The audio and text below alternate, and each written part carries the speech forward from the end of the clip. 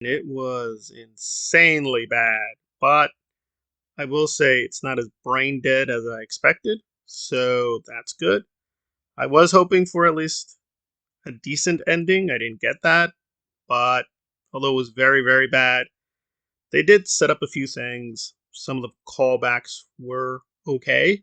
The costume design, which has been very excellent, and the work on the wigs and other aspects were actually pretty good. It was a little dull and visually not very interesting. It's a little conservative in that regard.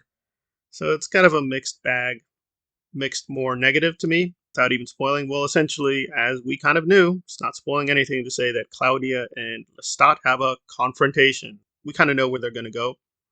But of course, there's got to be a twist with this kind of fiction, and then the twist leads to another twist.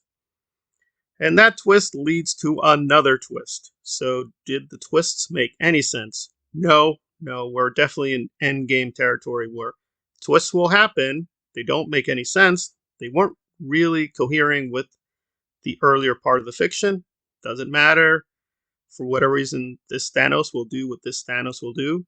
That Thanos did what that Thanos will do. That is it. Don't ask any more questions. But at least Endgame had a little bit of visual flair.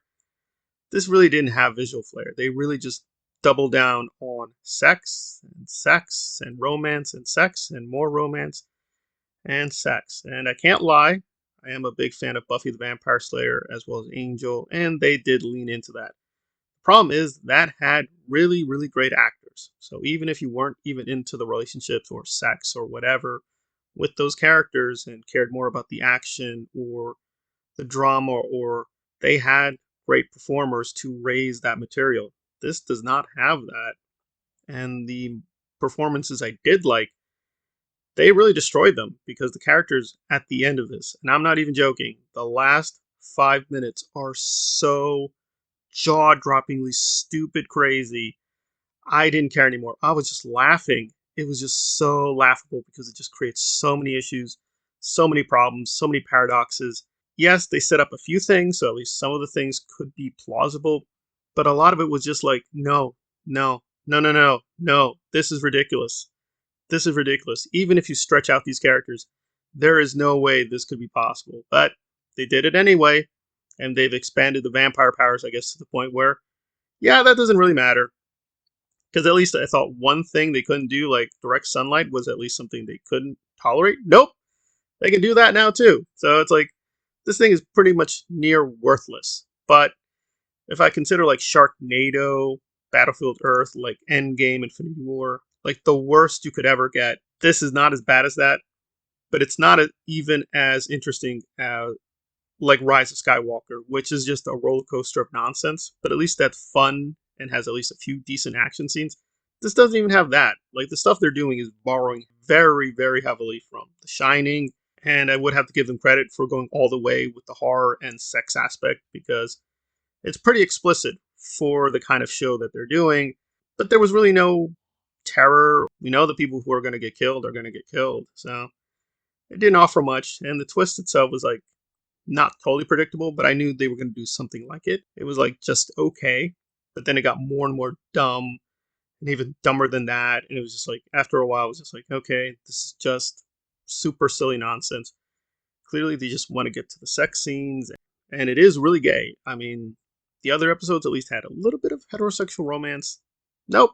This is just super gay fan service for this version of Lestat and Louis and Claudia. And really, there's no point even putting the Anne Rice label. This has nothing to do with Anne Rice or her universe or her canon or even the first book. It really has very little connection. So, what's the point, even from branding perspective? This is really distortive because they follow broadly a few plot points. That's about it. Nothing else. Was at least enjoyably bad and fun and stupid? I guess kind of. There is a part of the audience that just gets into the stuff like, what would happen if J. Jonah Jameson had sex with Mary Jane? What would happen if Spider-Man had sex with J. Jonah Jameson? You know, you go through the list. Like, there is a part of the audience that just really gets into this aspect. And I will thank the show in that regard because I do want to become a writer. Some part of the audience just cares about the characters having sex and banging one another. So there it is. So I can't say it's as cringe as She-Hulk, but it was really, really close to that level of insanity.